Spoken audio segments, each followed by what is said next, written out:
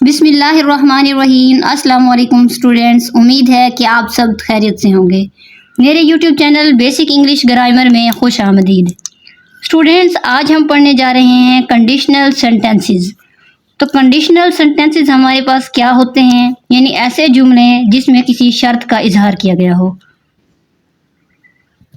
तो उस तरह के जो हमारे पास जुमले होते हैं उनको हम क्या कहते हैं, कंडीशनल सेंटेंसेस। तो कंडीशनल सेंटेंसेस जो होते हैं हमारे पास, ये दो किस्म के हैं। वैसे तो इसकी अकसाम तो चार हैं, तीन हैं, यानी शर्तिया जुमले दो हिस्सों पर मुश्तमिल होते हैं।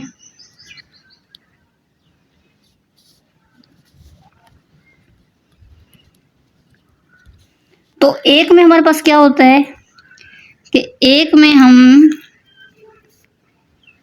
शर्त को बयान करते हैं,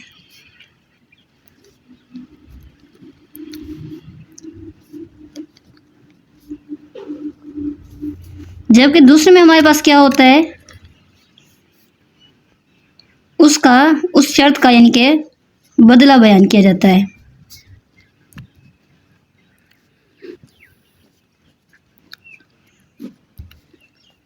यानी कि ये सेंटेंस हमारे पास दो तरह यानी कि दो हिस्सों पर मुश्तमिल होता है। एक में हम शर्त को बयान करते हैं और दूसरे में उसका बदला बयान किया जाता है। यानी कि अगर मगर का खेल होता है कि अगर ये ना हुआ तो ये हो जाएगा, अगर ये करोगे तो अगर मगर, यानी कि अगर मगर का इसमें खेल होगा। तो जिस हिस्से में हम शर्त को बयान करते हैं, यानी शर्त जिसमें बयान हो, तो वो हमारे पास इफ से शुरू होगा, इसलिए हम उसे इफ क्लॉज का नाम देंगे।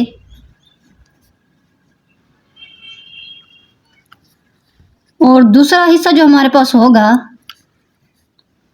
दूसरे हिस्से को हम मेन क्लॉज का नाम देंगे।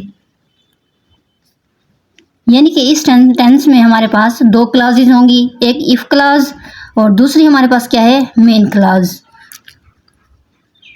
तो ये दो हमारे पास शर्तिया जुमलों में दोनों हिस्सों को हम पहले या बाद में लिख सकते हैं, यानी जिस तरह चाहे हम तब्दीली कर सकते हैं, इससे कोई फर्क नहीं पड़ेगा। तो कंडीशनल सेंटेंसेस हमारे पास चार किस्म के हैं।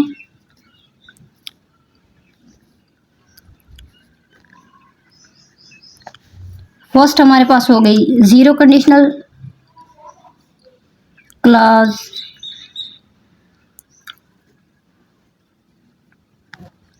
दूसरा हमारे पास हो गया फर्स्ट कंडीशनल सेंटेंस,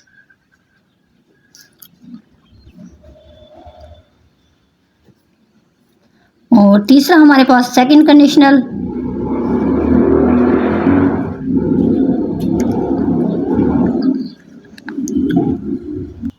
और फोर्थ है हमारे पास third conditional sentence.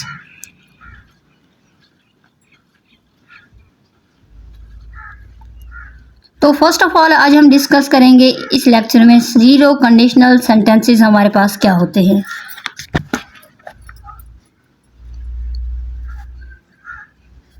Zero conditional sentence,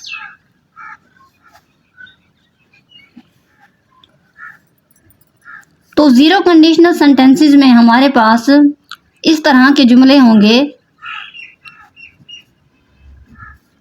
जिसमें दोनों हिस्सों में, यानी कि इफ क्लॉज में भी और हम मेन क्लॉज में भी सिंपल प्रेजेंट टेंस यानी कि प्रेजेंट इंडेफिनिट टेंस इस्तेमाल करेंगे।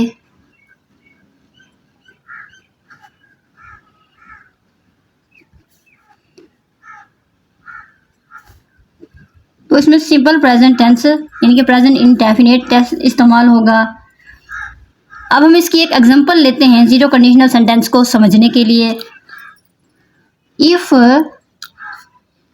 You do not brush your teeth, you get cavities.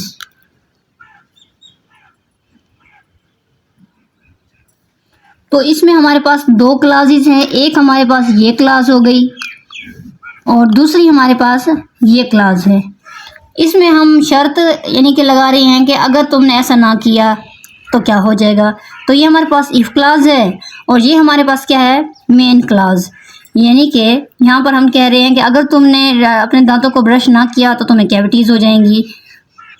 तो ये हमारे पास ज़ीरो कंडीशनल सेंटेंस में से है, क्योंकि इसमें हमने प्रेजेंट इंडेफिनिट टेंस इस्तेमाल किया है। यहाँ पर भी हमारे पास फर्स्ट फॉर्म ऑफ वर्ब है, यहाँ पर भी हमने डू नॉट और फर्स्ट फॉर्म ली है। तो ये हमारे पास ज़ीरो कंडीशनल में से हो गया। दूसरी एग्जांपल अगर हम लें, when people smoke cigarettes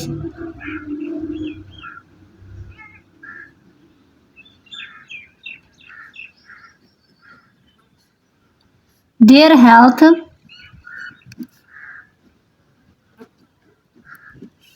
suffers। यानी कि वो लोग जो सिगरेट पीते हैं उनकी सेहत ख़राब हो जाती है। तो यहाँ पर यानी कि ये भी हमारे पास इफ़ क्लास ही हो गई। यानी कि अगर, यानी कि वैन, जब ये लोग पीते हैं सिगरेट, तो यहाँ पर हम क्या कर रहे हैं, फर्स्ट फॉर्म ऑफ वर्ब इस्तेमाल कर रहे हैं। और यहाँ पर भी हमारे पास फर्स्ट फॉर्म ऑफ वर्ब है, एस का इजाफा किया गया है, यानी कि ये हमारे पास प्रेजेंट इंडेफिनिट टेंस में हैं।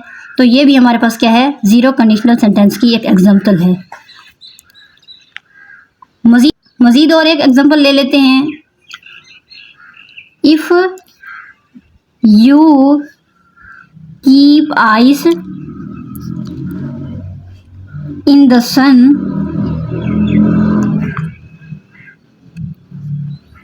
It melts. यानी कि अगर तुम बर्फ़ को सूरज में रख दोगे, सूरज के सामने रख दोगे, तो ये क्या करेगी, पिघल जाएगी। तो यहाँ पर भी हमारे पास ये इफ़ क्लॉज हो गई कि शर्त लगाई जा रही है कि अगर हम धूप में रखेंगे तभी वो पिघलेगी। यानी कि इसके बगैर, और ये हमारे पास इफ़ क्लॉज जो है ना, ये अकेली कंप्लीट नहीं हो सकती। इसके लिए हमने मेन क्लॉज को भी साथ लगाना पड़ता है। यानी कि अगर ये हमारे पास जुमला अधूरा रह जाएगा अगर हम कहें कि if you keep ice in the sun, तो आगे सवाल उठता है कि फिर क्या होगा अगर हम धूप में रख देंगे।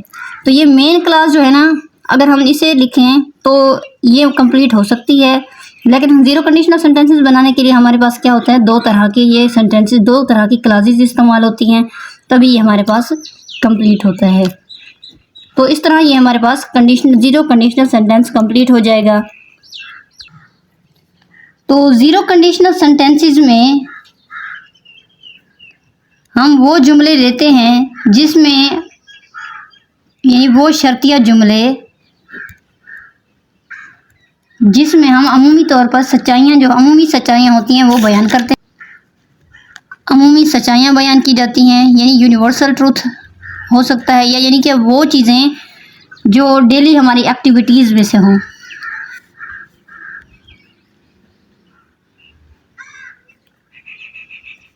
डेली एक्टिविटीज़ ये भी हमारे पास है।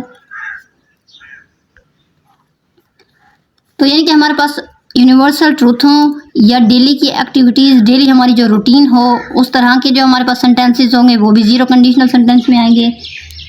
या यानी कि ऐसे उमूर जो हमेशा से होते रहे हैं और हमेशा होते रहेंगे, तो वो भी हमारे पास ज़ीरो कंडीशनल सेंटेंस में आएंगे। यानी हम इस कंडीशनल सेंटेंस में हम एक चीज़ को किसी दूसरी चीज़ के वाक़या होने की वजह बनती देखते हैं। तो इस तरह के जितने भी हमारे पास जुमले होंगे जिनमें ये चीज़ें पाई जाएं, तो उनमें हम ज़ीरो कंडीशनल सेंटेंस के उसूल को इस्तेमाल करेंगे। तो ये आज का हमारा लेक्चर कंप्लीट हुआ। उम्मीद करती हूँ कि आज के लेक्चर के ज़रिए आपने ज़ीरो कंडीशनल सेंटेंस सीखा होगा। मज़ीद हम आगे इसकी मज़ीद कंडीशंस भी हम पढ़ेंगे और आगे भी बढ़ते रहेंगे। मज़ीद सीखने के लिए हमारे चैनल के साथ जुड़े रहिए। हमारे चैनल को लाइक करें, सब्सक्राइब करें, शेयर ज़रूर कीजिए। मिलते हैं अगली वीडियो के साथ, तब तक के लिए हमारे चैनल को इजाज़त दीजिए। अल्लाह हाफ़िज़।